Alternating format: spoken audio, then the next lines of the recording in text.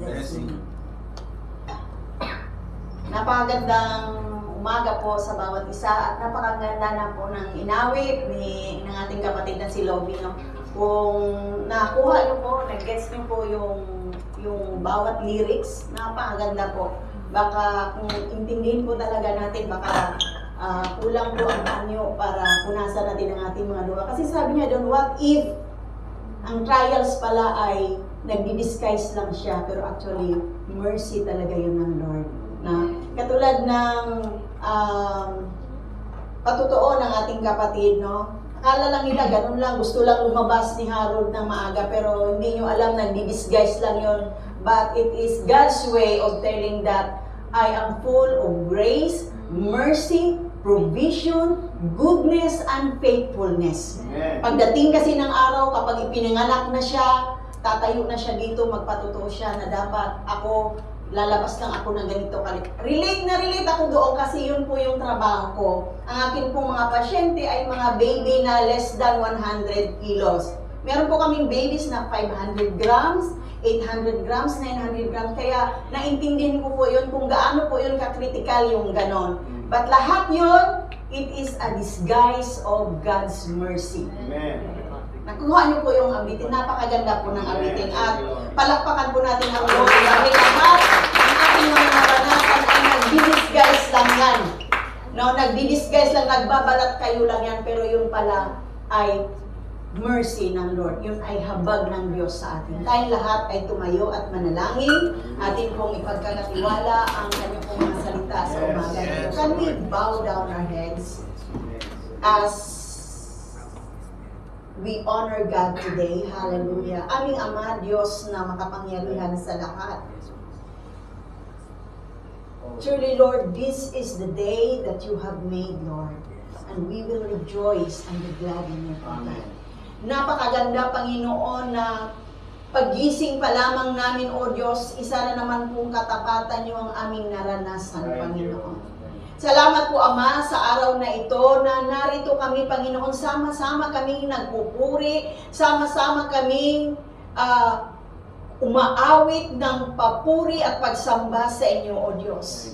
Maraming mga tao, Panginoon, na wala sa lugar na ito, Panginoon, nasa ibang lugar sila, Panginoon, but we choose to be here, Lord, because we choose to worship you today, Father God.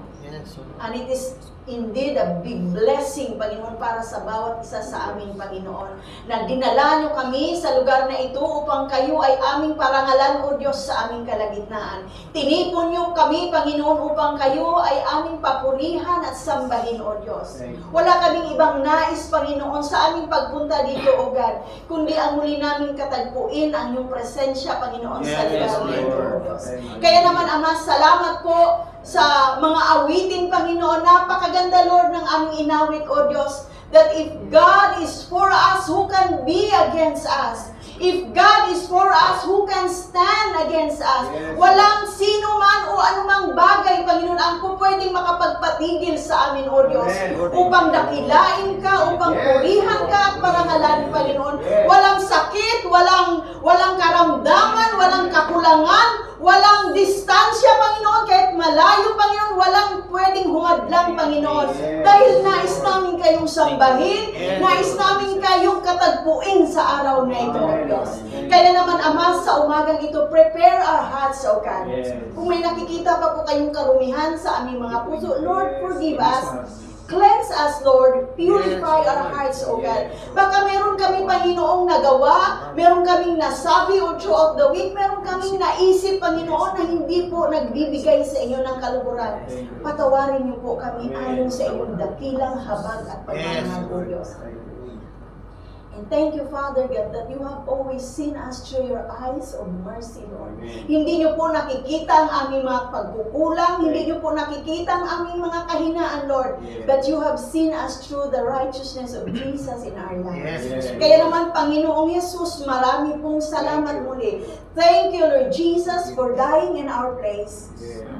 Thank you for being our Lord and personal Savior. And thank you, Holy Spirit. We allow you, only you, we will allow to move in this place. Be our teacher today.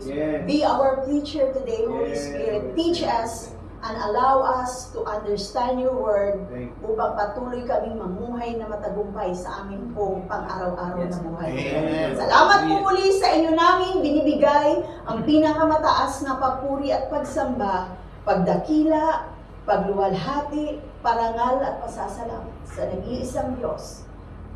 Nag-iisang Diyos noon, ngayon at magpakailanman.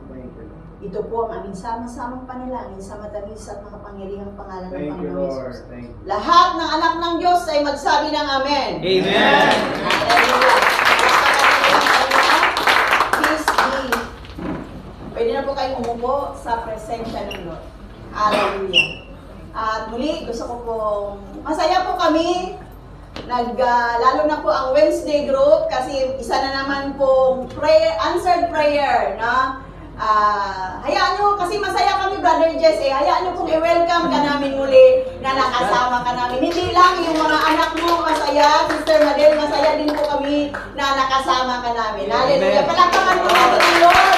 Kung na ang Lord ay tumutulong sa ating mga panalangin. Kapag ang prayer mo, Lord, hayaan nyo makasama ko ang ating buong sambahayan. Di ba sabi nung mensahe nung mga previous ay, for me and my house, we will serve the Lord. Walang iwanan. Sa ngayon, maaaring hindi mo pa kasama ang buong mong pamilya, but one day, isang araw, ay nakita ko, buo na ang pamilya nyo na maglilingkod sa Panginoon. Amen! Praise the Lord! Dahil napakaganda ng araw na ito. Amen! So, 4 days to go. Anong meron? Birthday mo, Eugene. Ayaw nga pala. Sayang nyo po muna palang batiin ko yung ating dalawang youth na nag-birthday. Nasaan yung ating birthday celebrant na isa? Si Anthony. Yan. At saka si Lorraine. Nasaan si Lorraine? Nagluluto ang ating birthday celebrant. So, purihin ang Diyos sa inyong mga buhay, no? Birthday nilang dalawa at mamaya meron silang papansit. Yes. Praise the Lord. Hallelujah. So, 4 days to go. 4 na araw na lang. Anong meron? Yan, alam nyo. Alam nyo. At Friday yata ang Valentine's Day. Di po ba? Okay, so araw na naman ng mga puso, sabi nila.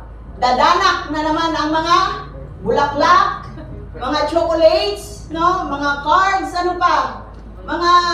Yung mga lalaki na hindi ganun ka-sweet, magiging sweet na naman. Yes, kasi Valentine's. Okay. So, tanong ko lang, sino po dito ang nagsiselebrate ng Valentine's Day? Yung talagang pinaghandaan. Meron? Oh, very good kayo ha, hindi nyo pinaghandaan. Okay. Actually po, kasi kapag sinabing Valentine's, yan, nakikita nyo mga heart. Pag sinabing Valentine's, red, di po ba? Mga puso, no? Mga flowers na red, mga chocolates, no? Na nakabalot sa pula na gift wrapper. Pero gusto ko pong i-share sa inyo mga kapatid that being a matured Christian, okay? Matured Christian, yung matagal na tayo sa Lord, actually, hindi na tayo dapat nagsiselebrate ng Valentine's. Noon, corny na naman to si ate, no? Valentine's lang, ipagkait pa, okay? Alam niyo po ba history ng Valentine's? Ayan pala, what is the real story behind Valentine's Day? Kasi po, pag i-google nyo, ang lalabas dun ay si Saint Valentine's daw ay pinatay nung araw na yon kasi siya yata ay nakulong at nagustuhan niya yung anak nung guard or ng jailer at nagpadala siya ng sulat. Sabi niya, bigay mo to sa anak mo kasi mahal ko yung anak mo. Tapos nakalagay doon sa baba, Love Valentine's. Yan. Tapos meron naman yung isang parang pari yata na Saint Valentine's na pinatay siya dahil kinasal niya. Marami pong mga kwento about Valentine's no na ito daw po ay, yan sino yan? Si Cupid. Yan, mga ganyan. Pero sa totoo lang, ito po yung history ng Valentine's. Actually po, ang Valentine's po ay hindi po siya color red. Color red siya, but yung totoo niyang kahulugan is violence. Alam niyo ba kung bakit? Noong mga panahong hindi pa kayo pinanganak, matagal na, meron pong tinatawag na dark origin of Valentine's. Okay, meron po sila ang Romance culture po. Meron po silang tinatawag na Feast of Lupercalia. Every February 13, 14, 15, magpapatay po sila ng mga hayop. At ito pong balat ng hayop ay gagawin po nilang panglatigo. Ito pong latigo, yung balat ng hayop ay isawsaw nila doon sa dugo ng hayop at papilahin lahat ng mga babae at lalatiguhin. Dahil ang kanilang paniniwala ay para maging fertile yung mga babae, para marami silang anak. Yun po yung history. So, gusto niyo pa ba yung ganon? Tapos hanggang sa lumipas ang panahon, ang nagpauso talaga nitong Valentine's is yung company na Hallmark. Alam niyo po yung Hallmark? Sa National Bookstore, ito yung mga sa cards. Sila yun actually ang nagbagaling. Gusto nila, actually nagsimula yun siya sa red. So, as the story, ipinasa ng maraming generation, ginawa na nila ng heart, ginawa na nila ng mga chocolates and everything. But the real story of Valentine's is violence. Kaya kung violence, kailangan pa natin itong i-celebrate. Yun po ang sabi ko. So bakit ko kinukwento sa inyo? Kasi po, huwag niyo pong sabihin na, okay, gusto ko pong linawin na hindi po masamang magbigay ng chocolate, hindi po masamang magbigay ng flowers, hindi po masamang maging sweet sa inyong mga asawa, sa inyong mga best friends, sa inyong mga kaibigan. Pwede po kayong magbigay ng chocolates, siguro every salary. Treat nyo mga asawa nyo, treat nyo mga barkada nyo, mga friends nyo. Okay? I-treat nyo, bigyan nyo ng flowers. Every, alam ko si Harold ba o si Bong nag-prepare yata ng something sa mama niya, pero ang ibig ko pong sabihin, hindi natin kailangan maghintay ng Valentine's para magbigay ng bulaklak. Amen? Amen. You can give your spouse, your parents, no? Merong birthday, anniversary, salary din nyo, bilhin nyo ng asawa nyo, Brad Alfred. Hindi ba sumahod yan ha? Bilhin mo sculpture, flowers. Hindi kailangan Valentine's Day para maging sweet kayo. Nakuha nyo po? Yan. So bakit ko ba ito kinukwento? Okay. Kasi po ang ating pong mensahe po ay makikita natin sa Romans 12:2. Yan. Ang sabi po dito, and be not conformed to the pattern of this world, but be transformed by the renewing of your mind. Kulang ito. Ang sabi doon, so that you will know what is God's will, perfect, good, and pleasing. Para daw malaman natin kung ano ang kalooban ng Diyos. So, wag daw tayong maki-ayon sa takbo ng mundong ito. At ang pamagat ko ay, time 9. Yan. Di ba? Ganda. Transformer or conformer. Pili ka dyan. Sino sa inyo nakapanood ng Transformer na movie? Yan. Sa mga hindi nakapanood, sino nakapanood sa inyo ng Voltes 5? Ayan, di ba napanood natin Voltes 5? Yan. Let's vote in. Yun, mag-vote in tayo mamaya. Transformer or conformer, saan ka dito? Pag-aaralan mo natin, ako ba ay nagta-transform? Transform ba ako? Ako ba ay kumukonforme lang ako sa takbo ng mundo? Okay? Ano pa bang ibig sabihin ng transformer or conformer? Okay, kuhanin natin siya sa pinaka-ano niya. Okay, ang transform po ay ang conform. Conformer is from the word conform. Ito po ay Greek word of syschematizo.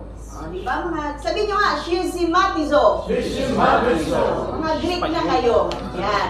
Ang ibig daw sabihin nito is to form according to a pattern or mold. Alam niyo po pagka gumagawa ka ng popsicle, ice cream, or like brownies or cookies, di ba ilalagay niyo sa molding? No, di ba lalo na may mga design like heart, merong ayan, mga stars, kung ano-ano, no? Ilalagay ka doon, iuhurma ka doon. Iyon po yung ibig sabihin ng conform.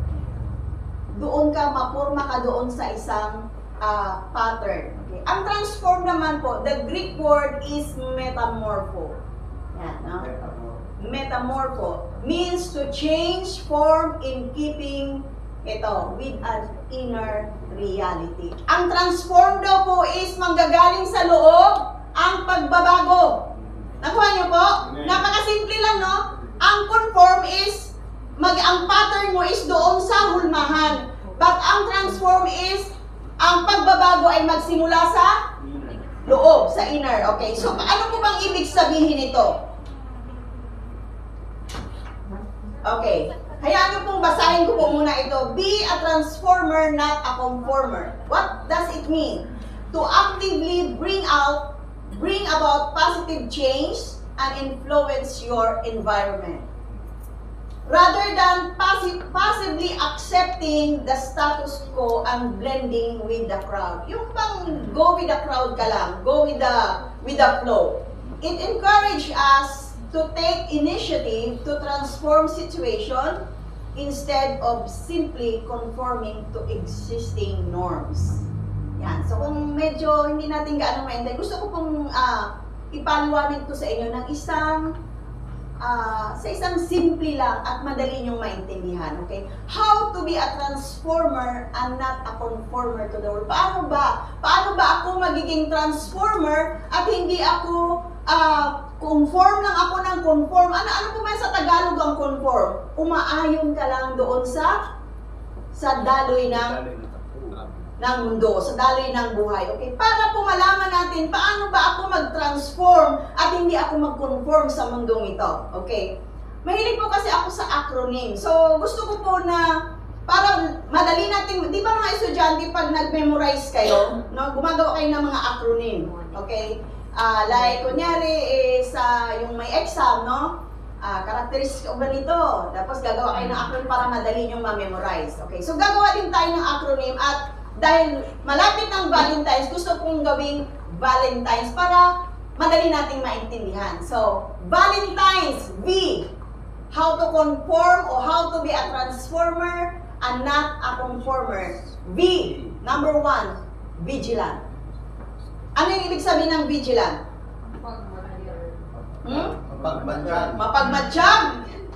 Bantay. Mapagbantay. Ano pa? Mapagmasid. Matanglawin. Hindi nyo kilala si Kuya Kim? Matanglawin si Kuya Kim, di ba? Yun ang kanyang okay. Dapat daw maging mapagmatsyag tayo. Laging, sabi kasi sa 1 Peter chapter 5:8, actually, ito yung isa to sa mga natin kagabi, no? Be sober, be vigilant, because your adversary, the devil, walks about like a roaring lion seeking whom he may devour. Ayan. So, tayo daw ay magiging vigilant, maging mapagmatsyag tayo dahil meron tayong isang kalaban na palaging nagro-roar para lang sirain tayo. Yun talaga ang purpose ng Diablo. Okay, so, paano ba? To be vigilant as a Christian means to actively stay alert and aware of potential spiritual danger. Ano bang pinagsasabi mo dyan, Okay. Ganito yon. Okay. Nakita niyo yung post ni Louie sa GC natin last week about about New Age group spirituality. Yun ba yun? Na nagsabi nga ako doon, nag-comment ako, please, youth, panoorin nyo to. Sinong nanood doon? Sir Shena, si Luigi, si Lane, si Lian, okay. Yan, dito. Kahit hindi youth, sabi ko, panoorin nyo. Kasi yun po ay eye-opener sa atin po. Alam nyo po ba, na sa panahon natin ngayon, sobra ng delikado dahil maraming mga grupo na nagpipreach din sila ng Word of God. Gumagamit din sila ng Word of God, pero lihis sa katotohanan. Okay. Example, nagkukot din sila ng verse. Kaya kailangan maging aware tayo, parang hindi naman yan yung katulad nung itinuro doon tinuro ni pastor sa discipleship namin, bakit parang hindi naman yan ang sinasabi. So, ibig sabihin maging vigilant tayo, maging matalino tayo sa pakikinig pag may nagtuturo sa atin. Gusto ko lang pong i-raise ang issue na ito na Sa dami ngayon ng mga spiritual group, ang kanila pong hinahatak ay mga kabataan. Kaya gusto ko po itong i-address sa mga youth.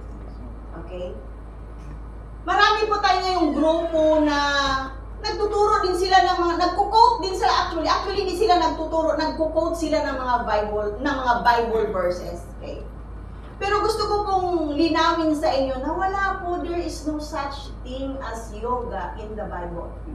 Iba po ang meditation kaysa yoga. Meditation po is to study the Word of God at yung Word of God ipapaliwanag niya sa Word of God din. Nakuha niyo po? Amen. Ang yoga po, kasi kung pinanood niyo yung ano, kasi meron po silang sinasabi na pag nagbasa ka daw ng salita ng Diyos, mag-yoga ka, magagaganon ka, whatever, hindi ko po maintindihan, but please lang be careful po tayo mga youth, no? Wala pong yoga kang mababasa sa Bible. So, yun lang po. At gusto ko lang po malaman nyo na ang salita po ng Diyos ay palagi po siyang pure. Iwasan po muna natin yung magbasa ng mga books na ini-endorse. Basahin nyo to.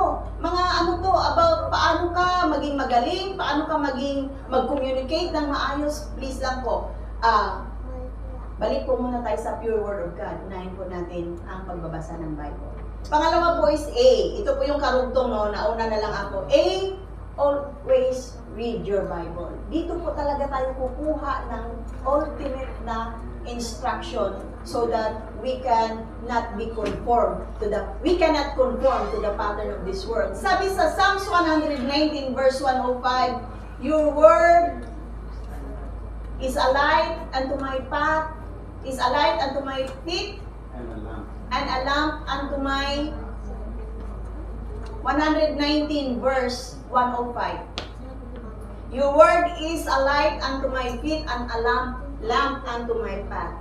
Ang salita daw ng Diyos ay ilaw, ay lamp. Ano ba yung ilaw? Lamp at saka light, pareho lang ano? Okay, so yun yung liwanag, yun yung mag-guide sa inyo. Okay? Wala pong ibang mag-guide sa inyo kundi ang salita lang ng Diyos. Feed your mind with the pure word of God, not on books that promotes spiritual dangers. Marami na po kasi ngayong mga libro, no, na akala natin para daw ma-improve ang communication skills mo, para daw ma-improve pang pakikisama mo sa kapwa mo, okay? Wala naman pong masama doon, okay? Ngayon, kunyari may nagtuturo sa inyo. Okay, bigyan ko kayo ng tip. Kunyari may nagtuturo sa inyo, nag-share sa inyo. Tanungin nyo siya, teacher, or coach, or ano man sir, saan po yan nakasulat sa Bible? Tanungin nyo, huwag kayong magtanong. Saan po yan nakasulat? Yung sinasabi nyo po, nasa Bible po ba yan? Yan, ganon. So, ang kahalagaan po na alam natin ang salita ng Diyos, kapag may nagtuturo na sa atin, nalihis na sa salita ng Diyos, ma-correct natin. Nakuha nyo po? Kasi kung wala po tayong alam sa salita ng Diyos, pag may nagturo sa atin na parang ang galing-galing magturo, ay tama ito. Dito ako, susunod ako dito. No? Yun po yung ignorance of the Word of God. Minsan naman po, kung may nakarinig tayo ng mga maling doktrina, huwag po kayong mahiyang magtanong sa ating mga spiritual advisor, sa ating pastor, no? Magtanong po kayo. Huwag po kayo, kaya nga tayo may local pastor, kaya tayo may pastor para magtanong kayo doon kung hindi nyo gaanong naintindihan. Okay. Next po is, L. Learn to say no to worldly offers and invitation. Matuto daw tayong magsabi ng hindi. Para hindi ka kumumporme sa agos ng mundong ito, ay matuto tayong humindi. Sabi sa Romans 12:21, be not overcome with evil, but overcome evil with good. Huwag ka daw magpatalo doon. Kasi minsan po nagdi-disguise lang talaga ang kalaban natin. Matuto po tayong mag-say no. Minsan kasi, ang Diablo, sabi niya, sige nga, ito nakailang linggo na itong umaten ito. Halika nga, Sister Naida, sama ka, may birthday yung aking apo. Araw ng linggo, in-invite ka, my birthday. Yan, isa to sa mga offer or mga invitation ng mundo. Ngayon, matuto tayong mag-say no. Matuto daw tayo oo, sige, sasama ako sa'yo pero uunahin ko muna ang gawain. Nakuha niyo po? Na-example lang po yan, pero marami pong mga offer ang mundong ito na kailangan nating magsabi din tayo ng no. Learn to say no, okay? Next po, madali lang po itong mensahe na ito. Next po is E. Yan, ito naman, engage in prayer. Yan na naman tayo, prayer na naman tayo. Hindi talaga mawawala ang prayer sa pulpitong ito. Kasi ito talaga kung bakit itinayo ang church na ito sa pamamagitan ng panalangin ng karamihan. Amen? So we have to engage ourselves in prayer. In Matthew chapter 26 verse 41 to 42, sabi doon, be vigilant and pray so that you may not enter into temptation. Indeed, the spirit is willing, but the flesh is weak. Magiging mapanalanginin daw tayo para hindi tayo umaayon sa mundong ito. Para hindi tayo basta-basta manadala. Ang sekreto ay panalangin. Amen? Amen. Amen. Yung mga nag-amen, yun lang yung mga nagpipray. Joke. So, amen! Amen. Mag-pray tayo. Bakit ba kailangan mag-pray? Tatlong bagay. Pray is our worship to God. When we pray, we worship God. When we pray, we communicate with God. Kinakausap natin ang ating Diyos. Ikaw ba, Luby? Nagulat si Luby, no? Ikaw ba, Luby, ay dumaan ba yung buong araw na hindi mo kinakausap si mama mo? Di ba hindi? Meron bang ganon na 24 oras hindi nyo kinakausap yung magulang nyo? Meron. Yung mga asawa nyo? Meron? Sino? Marami? Okay, meron siguro tulog. Baka naman tulog, okay? Ang gusto ko pong, ang punto ko po dito is kung gusto nyo ma-develop ang relationship, kailangan may communication. Amen? Amen. Kailangan mag-uusap kayo. Ganon din po ang ating relationship kay Lord. Kung gusto mong lumalim, kung gusto mong makilala ang Diyos, go in your room, pray, and communicate with God. And number 3, in prayer, there is guidance. Kailangan mo ng guidance, pray lang ng pray, and God will answer. Next po is N. Eto, never compromise. Dito tayo, maraming guilty tayo. Minsan nagko-compromise tayo eh. Kasi nakakaya kay kumare. No, nakakaya kay sir, nakakaya kay ma'am, nakakaya sa katrabaho ko. Sige na nga. Isang ano dito is, makikita natin to sa Psalms 119 verse 1 to 3. Sabi doon is, joyful, or sa ibang translation is blessed, are people of integrity who follow instructions of the Lord. Those who obey His laws and search for Him with all their hearts, they do not compromise with evil. Kapag daw nagkipag-compromise tayo sa Tagalog kompromeso o sa mababaw na patagalog is parang pinagbibigyan mo yung tao. Sige na nga, makipag-compromise ako. Example, re-renew ka ng driver's license mo, nagmamadali ka. Meron kang kakilala. Naalala ko yung kwento ni Brad Alfred na gusto niyang magkaroon ng driver's license. Sa Bicol ba yung Brad? O dito na parang may kakilala siya. So parang may magbigay ka lang ng pera para mabilis. Isa yun sa mga example na nagkipag-compromise ka. Kasi ito na yung kalakaran ng mundo eh. No, ito na yung kalakaran. So, di naman siguro masama kasi yung iba nga gumagawa nito. Iyon po yung ibig sabihin ng compromise. So, never compromise. Next po is T. Try not to impress people. Minsan po kasi kaya tayo napapasabay is gusto nating i-impress yung ating mga kaibigan. Sabi po sa Ephesians chapter 6 verse 6, paki-flash, kasi ang ganda dito. Ephesians chapter 6 verse 6. Live, okay, sa NIV. Gusto ko pa siyang, okay, sa NIV po, obey them not only to win their favor when their eyes is on you, kapag may nakatingin, but like slaves of Christ, doing the will of God from your heart. Pero gusto ko siyang basahin sa ESV. Ang sabi po dito, live and work as unto the Lord, not as people pleaser. Marami po sa atin dito, gusto natin, sa totoo lang, gusto talaga natin i-please yung ating mga kaibigan, yung ating mga katrabaho, itong ating mga ka-churchmate, no? Pero, iingatan po natin na huwag po tayo maging ganito. Ang atin po maging purpose po is maging, anong opposite ng people pleaser? God pleaser. Hayaan nyo kahit hindi siya ma-please sa'yo. No, kung ikaw naman ay sumasalansa na sa kalooban ng Diyos, gusto mo lang ma-impress yung mga kaibigan mo, gusto lang ma-impress ang mga ka-churchmate mo,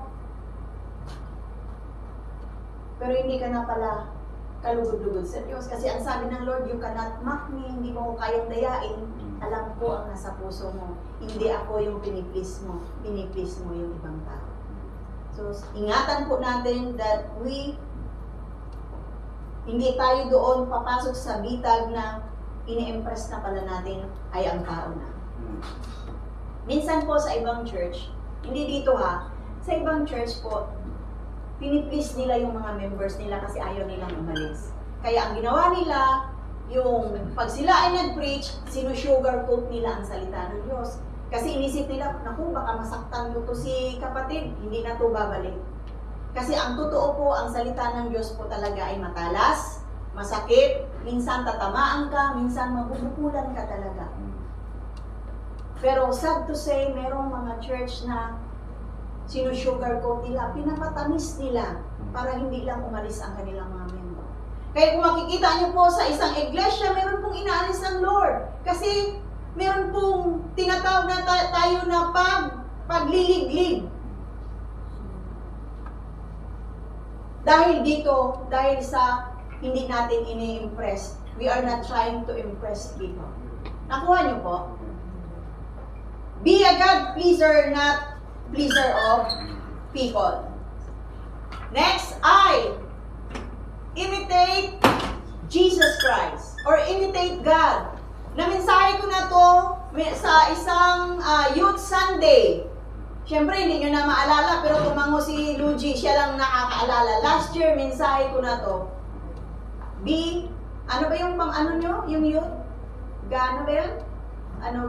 Be a God imitator ba yun? Or imitate God. Yun yata ang kanilang okay. So, bakit kailangan natin i-imitate si God? Bakit kailangan natin i-imitate si Jesus Christ? Paano ko ba siya i-imitate? Okay. Bago mo magaya ang isang tao, kailangan kilalanin mo muna siya. Okay? How can you imitate God if you don't know God? Paano mo siya kilalanin? Okay, isang bagay lang po ang gusto ng Diyos na imitate natin sa Kanya. Marami siyang katangian, marami siyang attributes na kailangan natin gayahin, pero iisa lang. At dito lang tayo magtalo-talo. Sabi sa Leviticus chapter 11 verse 44, I am the Lord your God. Consecrate yourselves and be holy because I am holy. Ito lang ang first and foremost na requirement sa atin ng Lord. Be holy. Ano po bang ibig sabihin ng maging holy? Maging banal? Yun bang hindi ako makabasag ng pinggan? Yun ba yun? Na magsusot ako ng mahabang damit? Mahaba ang buhok ko? Wala akong mga cutics? Wala akong mga kung ano-ano? Yun ba yun na maging banal? Paano po tayo maging kalugod-lagod sa Diyos? Ang pagiging banal po ay hindi po siya mahirap actually. Kaya marami, hindi ako atin dyan sa inyo, Brad, kasi mga banal kayo dyan eh. Masyado kayong killjoy eh, masyado kayong holy. Nakakahiya naman sa iyo, baka masunog ako dyan. Alam po ba ang ibig sabihin ng to be holy? Simple lang po, to be holy is to be conscious of sin. Maging conscious lang po tayo na, ay mali pala. Hindi ko sinabi na maging banal ka, tuwid na tuwid ka. Ang hinihiling lang sa atin ay maging conscious tayo palagi na, oops, mali pala to. Oops, kasalanan pala to. Nakuha niyo po? Amen. Doon lang po tayo magsimula. Huwag na natin gawing komplikado ang buhay ng isang mananampalataya. Kasi masyado kayong complicated, mga born again. Masyado kayong banal. Hindi po ganon. To be holy is to be conscious of sin. Namumuhay ka araw-araw, pumapasok ka sa school, sa trabaho, kahit sa bahay, conscious ka palagi na, oops, mali pala to Lord. Hindi ko na ginagawa ang kalooban. Nakuha niyo po? Amen. Amen. Next! Tapos na tayo. Hindi pa luto ang ating lunch. And, yan. Alam to ni Jaire. Kanta namin to ng kanta to ng aming school. Never compare Never compete. Meron siyang never complain, pero hindi ko po siya gagayahin. Never compare and never compete. Makikita natin to sa Galatians chapter 6 verse 4. Let each one examine his own work, then he can take pride in himself and not compare himself with someone else. Huwag daw natin ikumpara ang ating mga sarili, kasi kung i-compare na natin doon na magsimula na gagaya na tayo sa kanila. Nakuha niyo po? Kapag kinukumpare natin ang ating sarili o nakipagkumpetensya tayo sa ating kapwa, sa ating mga katrabaho, doon na magsisimula na aayunan mo na yung gusto nila. Example po, pero meron naman pong, kasi po ang competition, napaka-rampant na po sa panahon natin. Di po ba? Sa totoo lang, kahit saan ka magpunta, merong competition. Sa trabaho, no, meron doon parang feeling mo tagapagmana ng isang haligi ng kumpanya. Nakipagkumpetensya lagi sa'yo, wala ka namang ginagawa. Sa school, nakipagkumpetensya lagi, nagsisip-sip doon sa teacher. No? Maraming klase ng competition sa mga kaibigan. No, huy, dito ka sa akin. Kasi madalas akong libre kita. Dito ka sa akin. No? Nakipagkumpetensya tayo palagi kasi po, ito yung kalakaran ng mundo ngayon. Competition. Pero meron din pong healthy competition like sports. Diba? Meron din mga healthy competition. Pero po, meron pong mga bagay na kailangan huwag tayong makipag-compete. Hayaan nyo lang sila. Hayaan nyo lang sila. Huwag nyong i-compare ang inyong mga sarili. Gusto ko pong bigyan ng example ito. How not to compare yourselves to the present generation. Masakit po ito ha, pero ang GS prom po, yung junior, senior prom, okay, sorry ha, pero alam ko na, okay lang naman to kasi school activities. Pero kasi may nakita kasi ako previous year na yung GS prom nila ay hinayaan na lang nung school administrator na yung damit ng mga hindi ko alam kung junior na senior, napaka-revealing na yung mga damit nila. Sobrang, Christian school ito. Nagulat ako nung pinanood ko yung video. Sabi ko, syempre yung mga bata ngayon ang malalaking bulas na, di ba? Ang gaganda ng mga hubog na hubog ang mga katawan. Kitang-kita na halos tapos sumayaw sila ng mga parang sayaw na TikTok. Sabi ko, Lord, Christian school ba ito? Kaya this year, I'm sorry sa aking mga anak, hindi ko sila pinasali. Hindi natin kaya i-compare ang ating mga sarili. Hindi natin kailangan magpagkompetensya para tanggapin nila tayo. We have the standard, we have God in our lives. No? Si Lord ang maging standard natin, hindi yung standard ng school. Yes. Kaya huwag po kayong magalit sa akin. Pero pwede naman, kung meron namang, pwede naman kayo sumali. Hindi ko sinabi na kasalanan. But in my opinion, ito lang yung, inaral ko kasi ito eh. Kasi ako, hindi ko rin to, pinili ko, nung junior senior prom na namin, pinili ko talagang ayoko. Kasi, kasi ako sa teacher ko, sabi niya, ako kasi yung taga-check. Pag medyo matalino ka kasing konti lang naman. Pag medyo matalino ka konti, ikaw yung taga-check ng mga di ba? Ng mga exam. Ngayon sabi sa akin ng teacher, Gretel, kunin mo yung class record. Itong teacher namin ito, siya yung parang coordinator doon sa GS Prom. So, sinilip ko, kasala pa ako dun, sinilip ko, sabi, sino kaya maging, kasi doon pa-partner mo, yung senior, pa-partner niya yung junior. Sinilip ko doon kung sino yung maging partner ko, sabi ko, hindi ko to time to. Yun ang dahilan. Hindi pa, isa pa, hindi ko to time. Hindi naman pa, hindi ko to time. Ayokong sumali, sabi ng mama ko, bakit di ka sasali? Kasi syempre, di ba, sasayaw? Di ba sa prom sasayaw? Sabi ko, ayoko nga. Sabi ko, hindi ako sasayaw. Tapos, hindi pa yun Pero sabi ko talaga, ayoko talagang sumali. Ayoko yung sumali. Tapos yung kami din tatlong magkapatid, nung nag-usap nga kami, sabi ko nga, hindi nga sumali yung mga kamanan. Sabi niya, sige, tayo nga.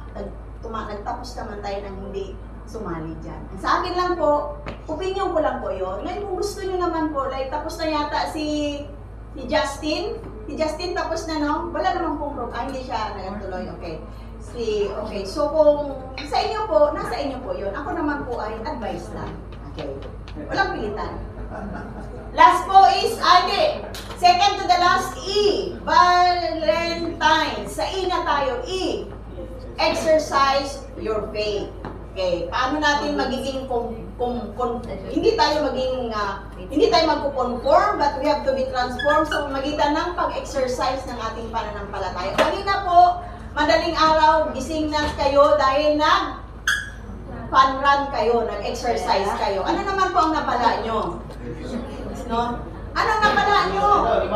Meron! May nangyayari sa muscle nyo. Akala nyo lang wala? Ang muscle nyo ay nag-work.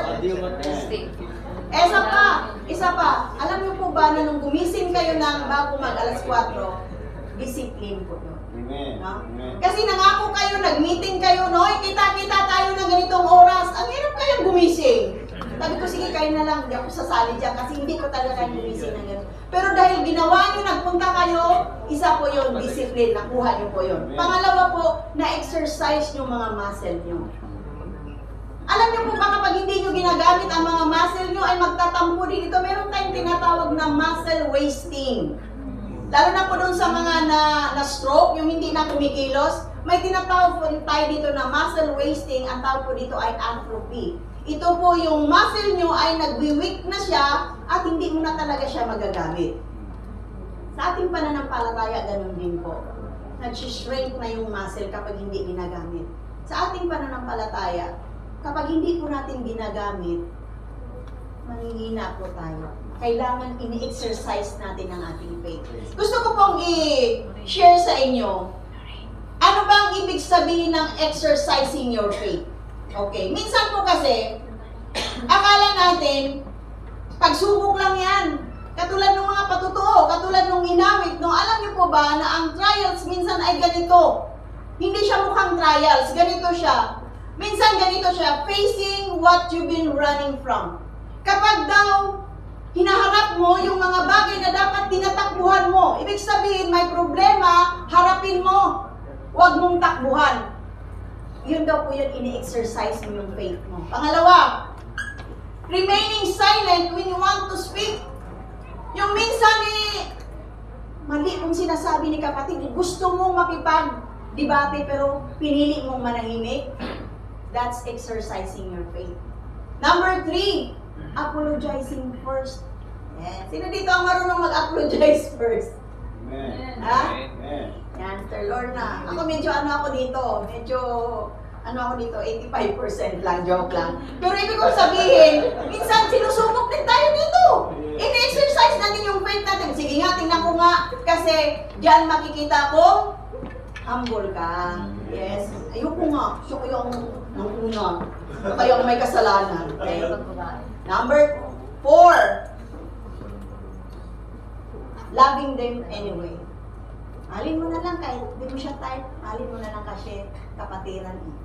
Kuha niyo po. Kung kapatid na ito, parang hindi ko to feel. No? Medyo maano magsalita eh. Pero sabi ng Diyos, mahalin mo siya. Kasi minahal din kita, hindi ko tinignan yung kahinaan mo, sabi ni Jesus. That's exercising our faith. Next po is trusting God's way or choosing gratefulness even when it's hard. Minsan mahirap, pero pinili mo pa rin magpasalamat sa Diyos. Kuha niyo po. Alam niyo po ba yung kinanta natin kanina, yung last part? Kala ko, nabitig ako doon. Kala ko may kasunod yun. Mataas pa ako, tapos nakukuha na kayo. Nakukuha pa ako sa worship eh. Akala ko may isa pa. Hindi, walang worship song. Worship na yun actually. Basta, kasi worship na yun. Pero kasi nabitin lang ako kasi gusto ko pa. Kasi alam mo ba ang ganda ng declaration na if God is for us, who can be against us? Amen. Tapos yung pangalawa, if God is for us, what can stand against us? Sino ba ang pupwede? Ano ba ang pupwedeng magpatigil sa'yo?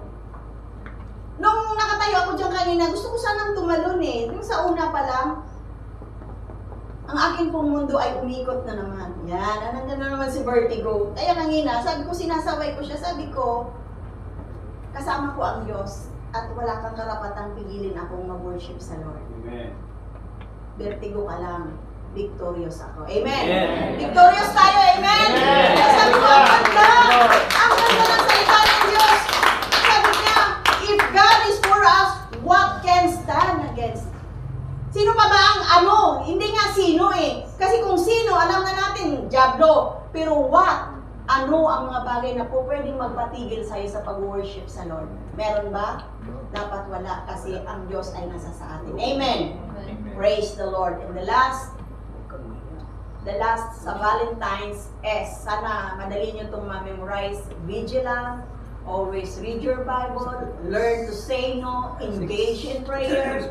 Never compromise. Not to impress people. Try not to impress people. Imitate Jesus Christ. Never compare. Never compete. Exercise your faith. And the last but not the least, sacrifice and the seek ye first principle. Dito tayo magtatapos. Sa sacrifice po, medyo masakit po ito kasi ang katotohanan po, kung gusto mo talaga na mabago ka at baguhin ka ng Lord, masakit po talaga. Dadaan ka talaga sa mga heartaches, dying to self, mamatay ka talaga sa sarili mo. Kung talagang gusto mong sumamba, gusto mong umattend, kailangan mong gumising ng maaga, no? Mamatay ka sa sarili mo, Lord, ito lang yung araw na magpahinga ako. Ang trabaho ko po ay Monday to Saturday, so Sunday dapat magpapahinga. Pero dahil alam mo ang salita ng Diyos that we have to seek first the kingdom of God, kailangan may mga sacrifices kang gawin. Kailangan minsan masugatan ka. Alam niyo po ba na ang katotohanan, katulad po ng isang surgery. Alam niyo po yung surgery? Yung uoperahan ka. Kapag uoperahan ka, masakit po talaga. Like kunyari yung appendicitis, pumutok yung appendix mo. Kasi nung pagkakain mo pa lang, talon ka ng talon, kaya ka nagka-appendix. Hindi po yun totoo. Kapag namaga ang appendix mo, kailangan mong operahan. Ang tawag doon, appendectomy. Masakit po yun. Pero kapag yun po ay natanggal na, gagaling ka. Kasi kung hindi po yung tatanggalin, yung namagang appendix, maaari ka pong mamatay dahil puputok po yun sa loob at kakalat po ang infection. So, kailangan para walang infection, tanggalin. Kailangan meron kang mga ugali na hindi gusto ng Lord, na hindi kaya tanggalin niya yan. Masakit po yan. Kunyari tayo, may pagka. Hindi ko naman sinabing tamad. May pagka lang naman. Minsan may pagkatamad talaga tayong magbasa ng salita ng Diyos. Sa totoo lang. Sa totoo lang, meron talaga tayong pero tanggalin natin to. Tanggalin natin. Isa pa, ang surgery po ay hindi po siya ganun kadali. No? Kapag may gustong alisin ang Lord sa buhay mo, masasaktan ka talaga. Sasabihin ko sa inyo, ano ba to? Sakitan na to ng loob dito No? Masasaktan ka talaga, but the good thing is, aayusin ng Lord ang buhay mo. Aayusin ko ang buhay mo, kaya tatanggalin ko to sa buhay mo. Aayusin ko ang buhay mo, kasi gusto ko, ang plano ko, ang masusunod sa buhay mo, kaya aalisin ko to. Kaya minsan nasasaktan po tayo. Nakuha niyo po.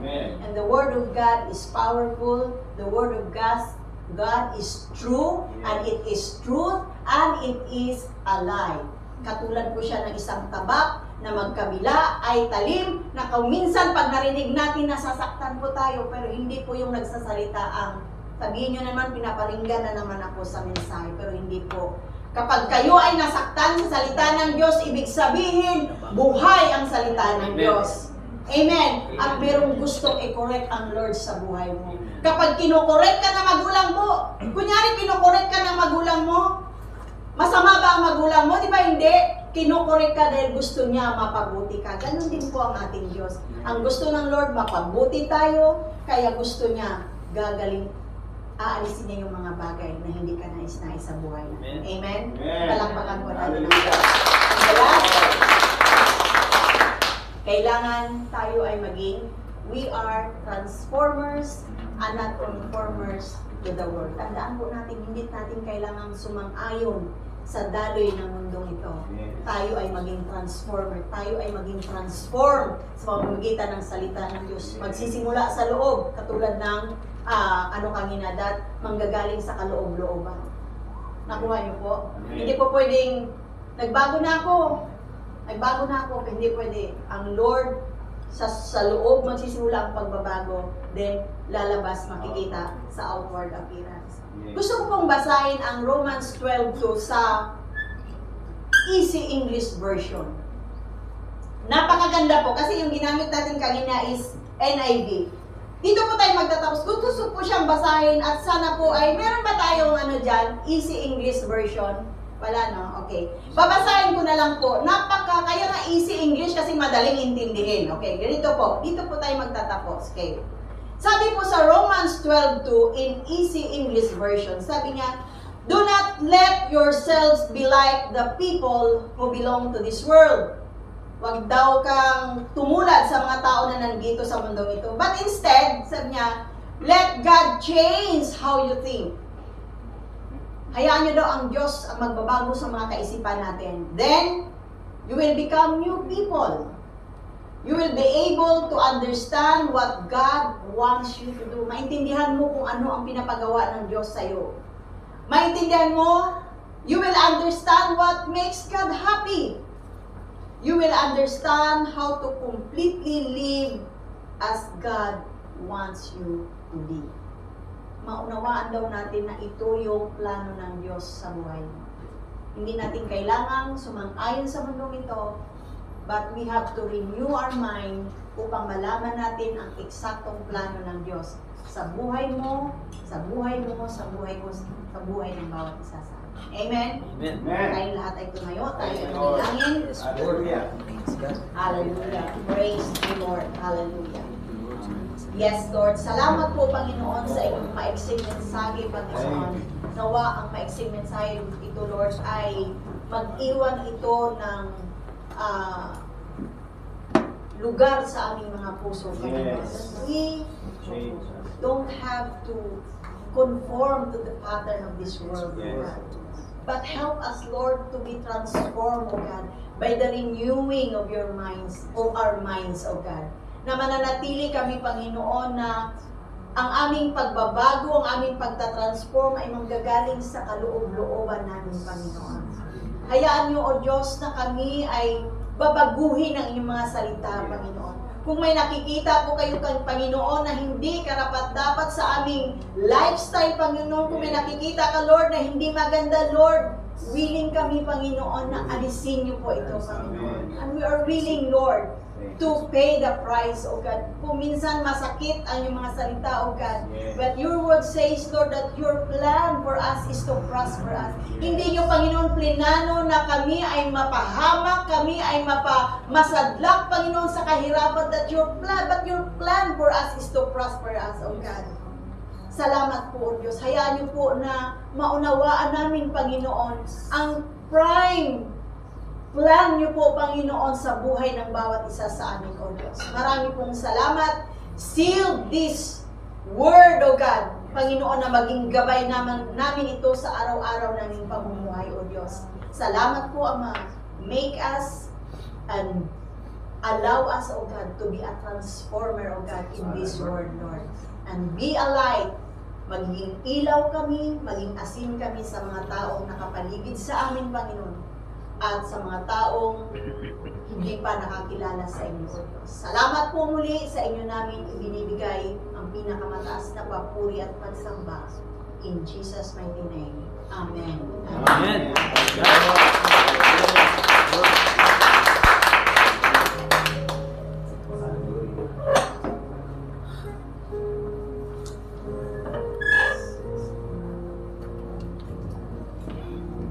Are you blessed? Amen. Praise God. Sige po. Umupo muna tayo para hindi kayo mapagod. Yan. Thank you, Lord. Ako po ay muling napalakas ng salita ng Diyos. Para bagang dahil sa mga word na binitawan ng ating kapatid na Sister Gretel ay isa na namang breakthrough ito sa atin. Amen? Lalo na po yung word na Valentine's. Okay? So, hindi natin alam ang history po nito. But if we will search, magkaroon po tayo ng research about Valentine's, ay marami po itong kwento. Okay? Actually, yung Valentine's ay pinangalan po ito kay Saint Valentine. Isa po siyang Catholic priest. Okay? So, pag Valentine's Day, ano po napapansin nyo? Okay. Fully book ang mga motel. Fully book ang mga hotel. May mga promotion pa yan sila. Okay. Dito nagaganap minsan ang mga bagay na hindi maganda. Okay. Yung may mga asawa na meron pang mga tawag nito, meron pa sila minsan sideline. Okay, dinidate nila. Kaya pag Valentine's Day, maraming nangyayari. Sa buwan ng November, maraming ipinapanganak. Nanganganak sa pamamagitan ng kasalanan. Kaya minsan, matatawag po natin ang Valentine's Day, it's a sins day. Kasi gumagawa ng kasalanan. Yung mga cheater, may mga asawa na may mga sideline pa. Okay. Hindi nyo ba napapansin yan? Punong-puno ang mga motel. Ang motel ay namumula at saka kulay pink. Ayan, may mga promotion pa yan sila. Anyway, actually tama yung sinabi ni Sister Gretel na ito po yung ritual nung panahon. Dahil gusto ng mga ano ito, yung tradisyon. Pumapatay sila ng maraming hayop. Tapos yung balat ng hayop ay ginagawa nilang latigo. Sinasawsaw sa dugo ng hayop at nilalatigo. Ritual po ito para magkaroon ng fertile, manganak ng mga babae. Ritual. At nangyari naman talaga yan, totoo yan. Kasi they worship, God po ito, goddess po ito sa culture ng panahon. Kaya tama yung ating ang salita ng Diyos ay huwag tayong aayon. Do not be conformed to the pattern of this world. Pattern po yun ng mundo. Amen? Pero hindi naman masama. Okay, kung totoo naman kayong may asawa, tapos nagpahayag kayo ng nagbigay kayo ng bulaklak during Valentine's Day, yung February 14, walang masama po doon. Pero as Christian, pwede nating ipagdiwang.